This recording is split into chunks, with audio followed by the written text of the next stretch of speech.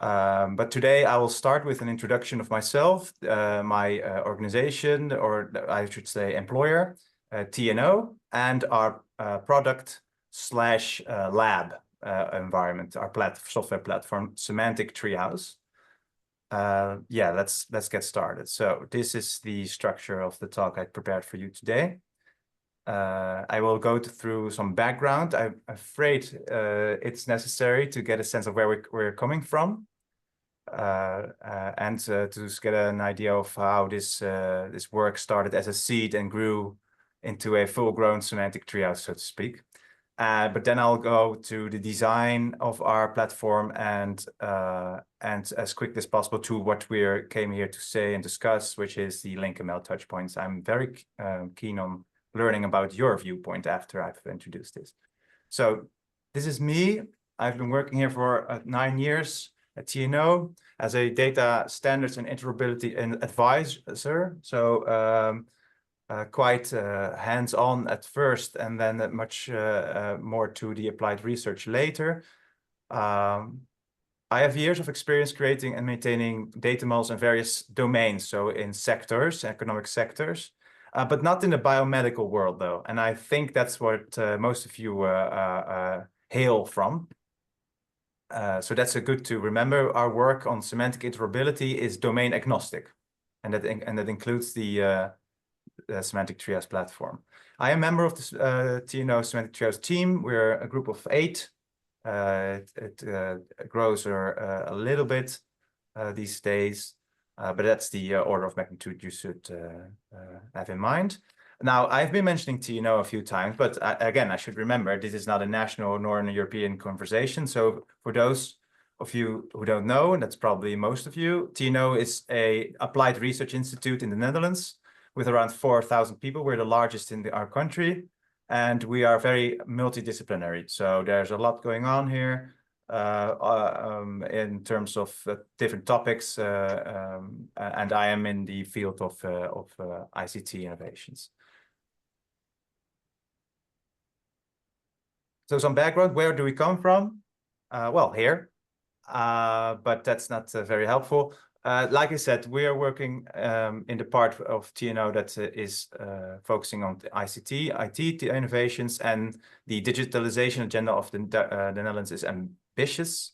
And we often get invited by economic sectors in our country to help their digitalization agendas forward. And usually this involves different sectors. You won't be familiar with a lot of those because they're mostly national.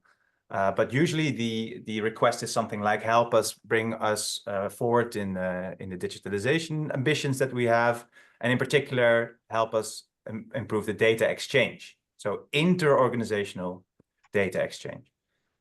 Here are different sectors. And what's interesting is that we see that they start organizing within the sector, and then they'll found standard development organizations. So not large one, not like ISO or SEN, but local ones, so to speak. So that's the inner layer. And basically, at first, these standard development organizations were the ones we served. And in fact, we operated a few of these. And they all have the same challenges in achieving interoperability, data interoperability within their respective field. Modeling, validation. Sorry, some of these words are Dutch. I missed a few. So it says hergebruik in the middle, which means reuse, a very important word. So I should definitely translate that one. Creating working groups, starting working groups to bring these data standards further together, governing, making new versions, that sort of thing. This is something we have been intimately involved with, this kind of work. And this is where Semantic Treehouse as a platform that we developed grew. At first as a tool to make our own lives easier. It's important to remember. So during while we face these challenges. Now, there's a different perspective, and that's a more recent one, and it's an international one. It's namely the EU Data Space Initiatives. I think a few speakers from before have mentioned this. And And here too, we see the same challenges when it comes to semantic interoperability, achieving this as much as possible in different fields. So that's why we see the same circle of topics here.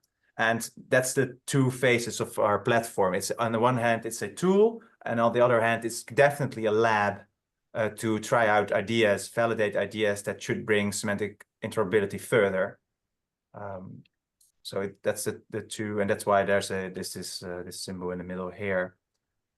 Oh yeah, I can skip this. Yeah, so data spaces, there's a lot going on right now, and these blocks here are very common pictures when we talk about what's necessary to create data exchange in these data spaces. So this is the European perspective, just as some context. So that's why we introduced Semantic Treehouse.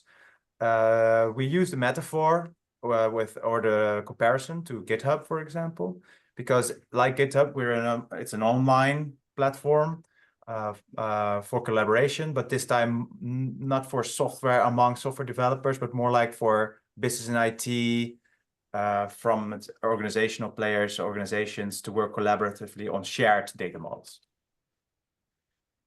I think so here's some rules. We tend to talk about vocabulary providers.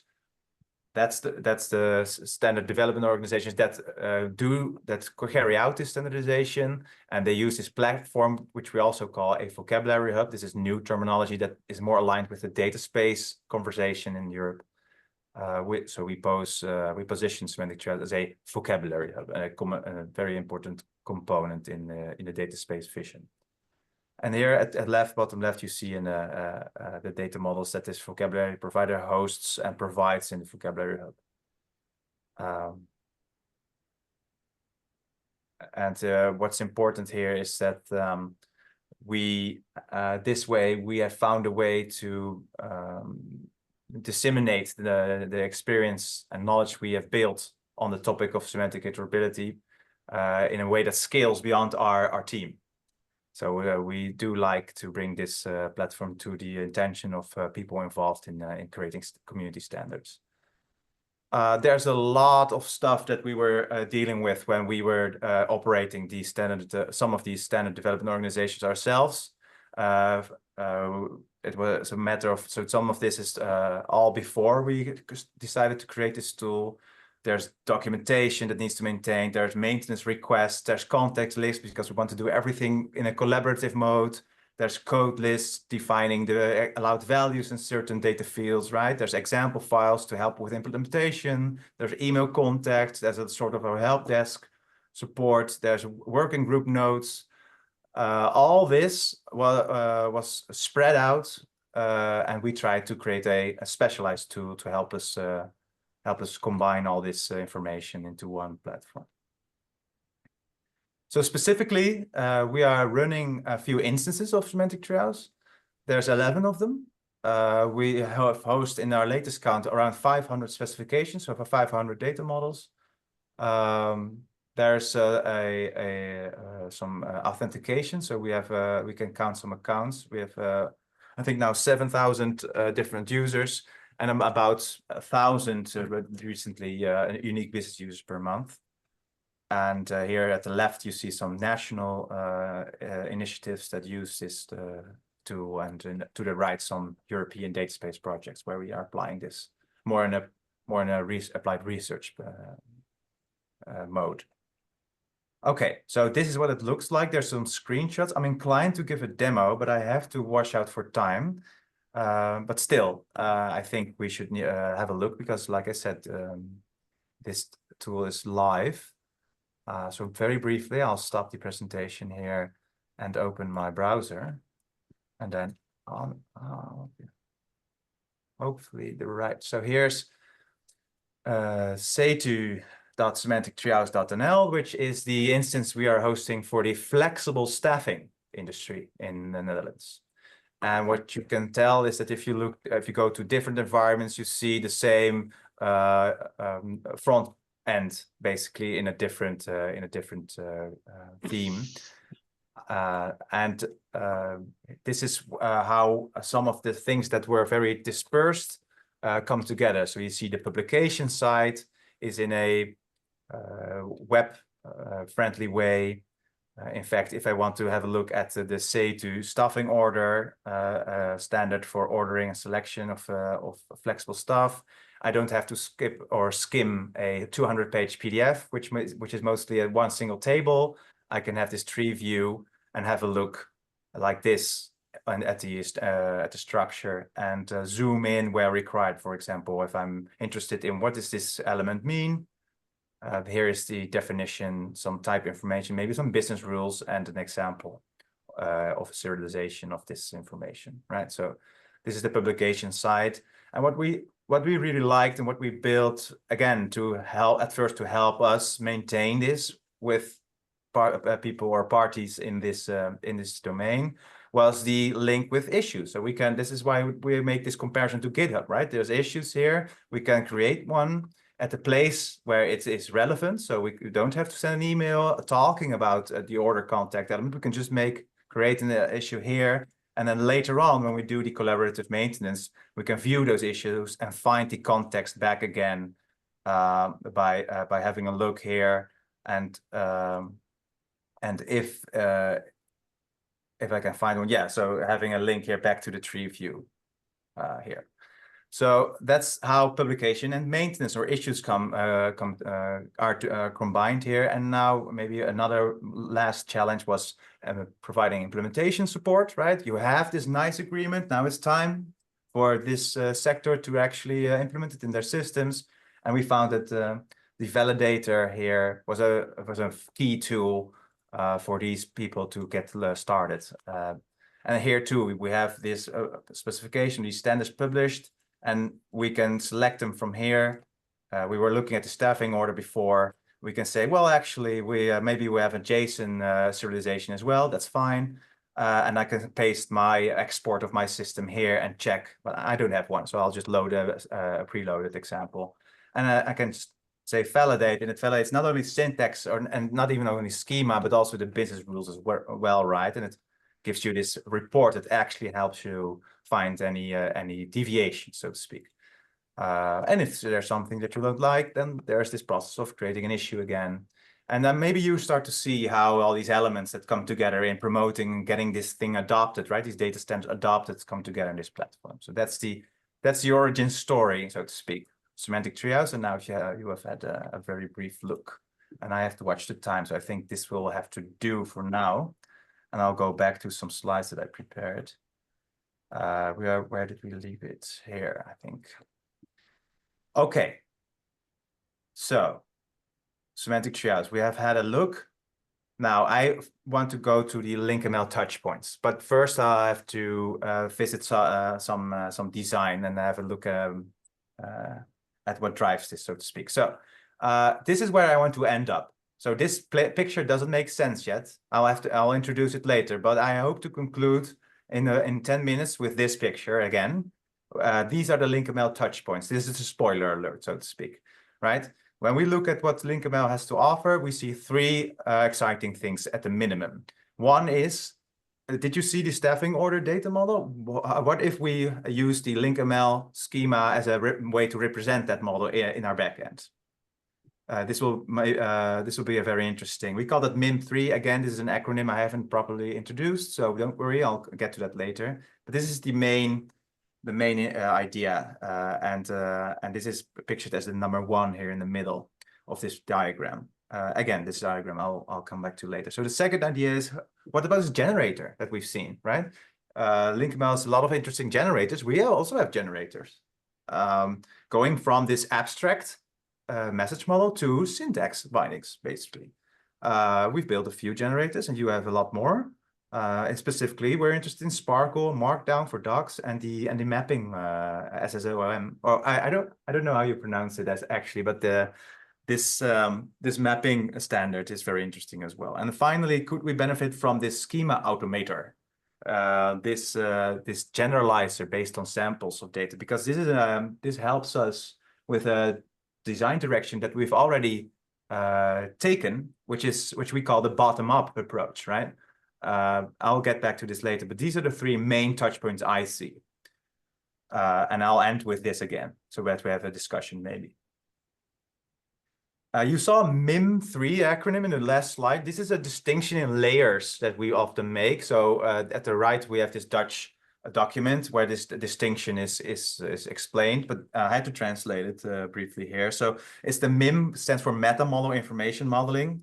And I think this will be familiar for a lot of you here, but basically we distinguish between 4 layers. And we designed Semantic Treehouse for, until now, all the last 3, so 2, 3, and 4. And we are planning to include the number 1 as well. So number 1 layer is the terminology. And then you go to using those terms in a conceptual model of your domain, right? Usually we see a lot of ontologies in all like that, modeling your domain, but only later in layer 3, you're modeling your domain, or sorry, your data exchange specification using these domain models, right? And this is what I showed when I opened my browser, showed you the staffing order. This is the implementation independent model. And then the last layer, which we use, where we use the generator, is the actual technical data model, that is bound to a certain syntax. And we keep this distinction very tight. And this is also how we have organized this diagram. So here is a flow that we've designed for in the platform in Semantic Treehouse. So we've designed for the existence of a agreed upon common domain model, like for instance in sept. Remember, it was the flexible staffing industry in the Netherlands. They have the sept ontology. And then from that, we have this flexibility to start deriving, so to speak, different exchange models, reusing common components like address, for example, from the domain, right? So that way we know that in the MIM3, in that data exchange layer, we also call it application profile here on screen. We know that we are consistent. We have a consistency. And then we have with this flow ends at the schema level. Actually, this is the complete picture. You can still see the flow that I had in my last picture, but there's a lot more going on here. And that's because we recognize different users with different needs and different starting points. The most usual distinction is between people in the industry versus semantic experts, right?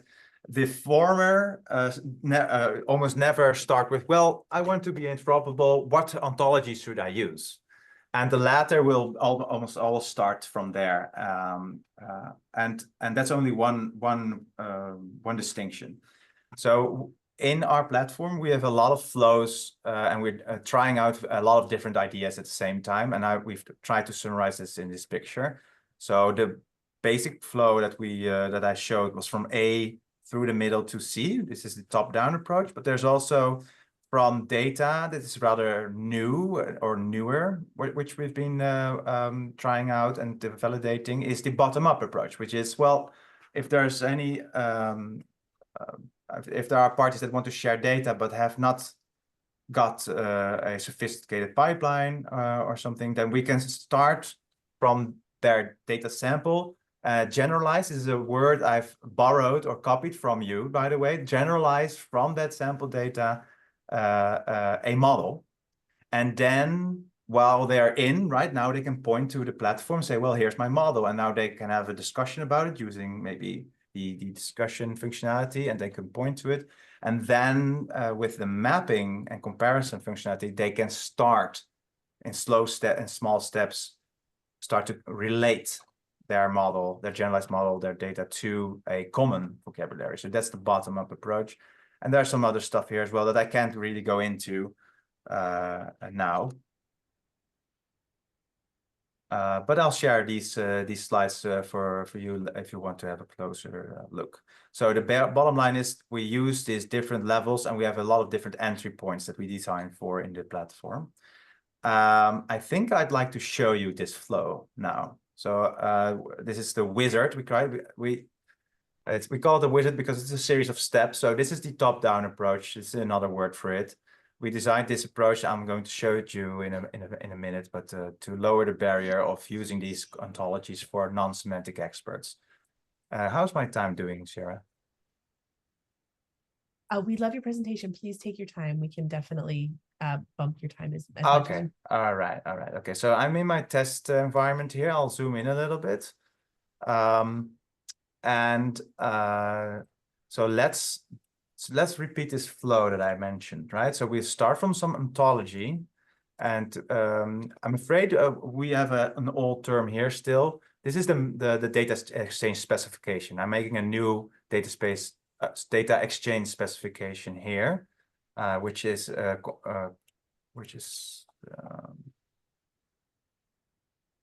so in the middle, we call it application profile here. Sorry for the different terms. We're right in the middle of a transition here.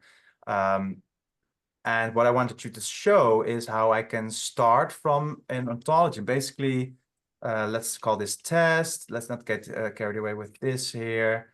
I used this will do. And I'll say, well, the basis of my application profile will be a predefined ontology. In fact, it will be, I'll need the friend of a friend ontology. And I know there's also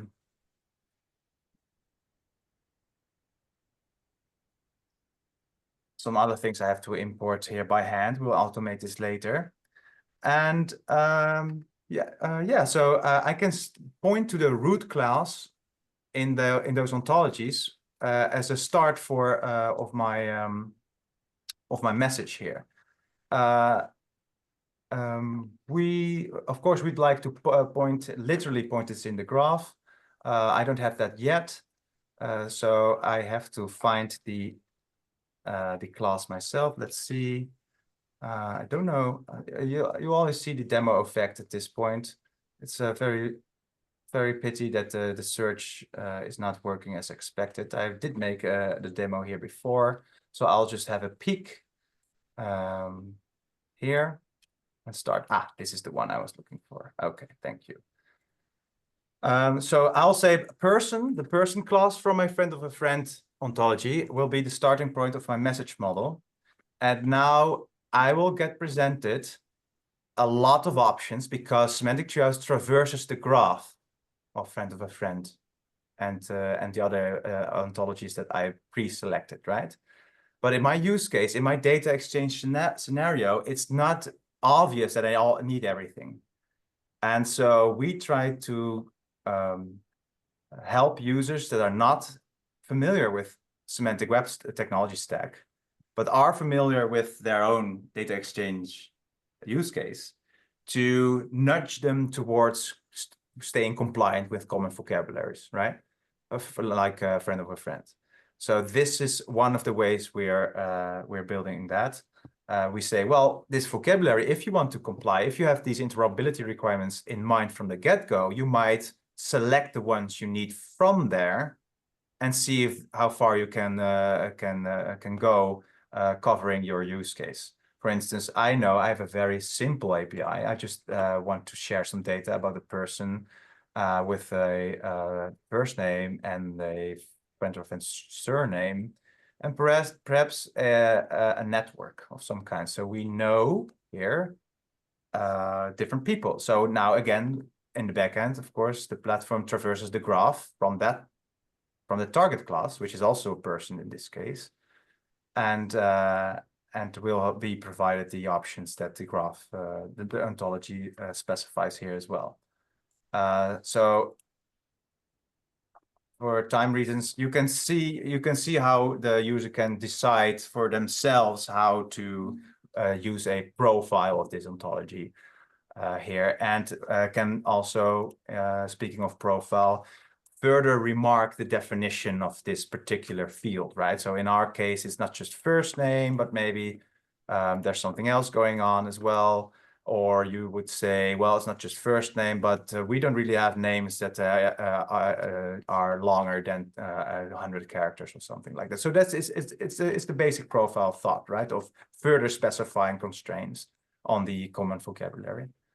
And we see these numbers here as well. So these are the multiplicities, right? Often vocabularies from the semantic web will be open, have an open world assumption. So if you make your data exchange specification, this is also the time where you can say, well, actually, we usually have at least one person that the person knows. So we'll change that multiplicity or that cardinality right here.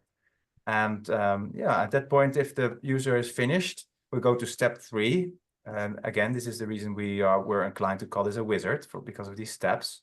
And this is the going down the further level, right, to the schema or the physical data layer, the MIM4, where we can say, well, depending on your implementation and what you're familiar with, we can generate this XML schema, JSON schema, maybe even shackle shapes. And in the case of JSON, YAML is, of course, not the problem either. And the trick here is, as we try to bridge the gap between what we see in industry practice and the power of semantic web, we generate the RML. So that any data exchange that complies to this specification that they just created can be, in theory, be transformed back to the to triples that comply to the ontology that we start with in the first place. Okay.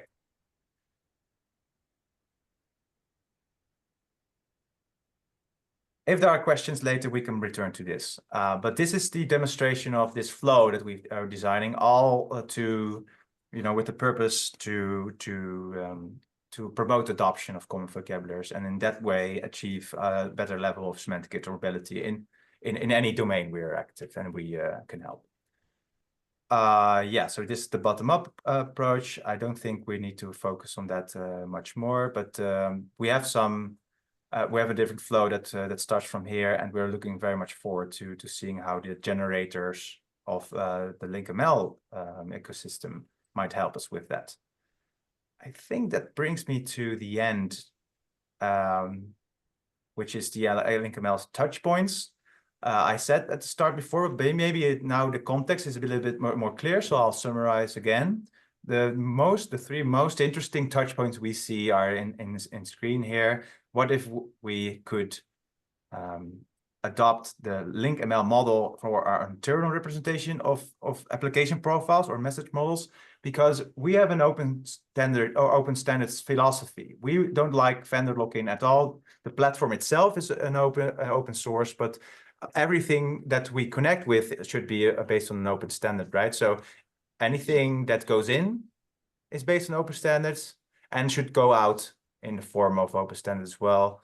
Until now, we have not found a standard way of representing this middle layer, this MIM3 layer. And LinkML is a very interesting candidate.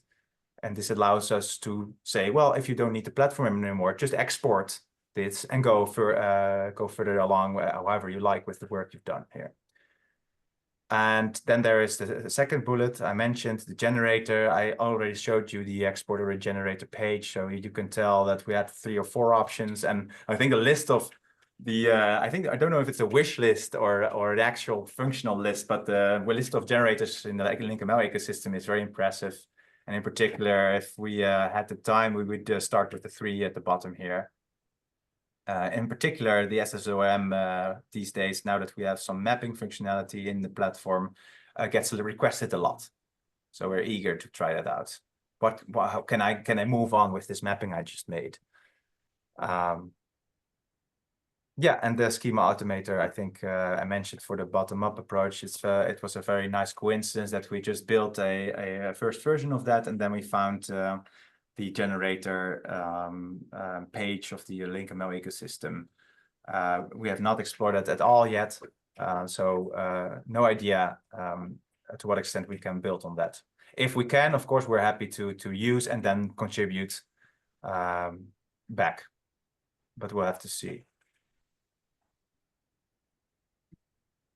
Right, so I hope I have given enough and not too much background to have an idea of where we're coming from and where we're heading, and make sense of how we think about the design of our platform and how we think, are we starting to think about looking at LinkML.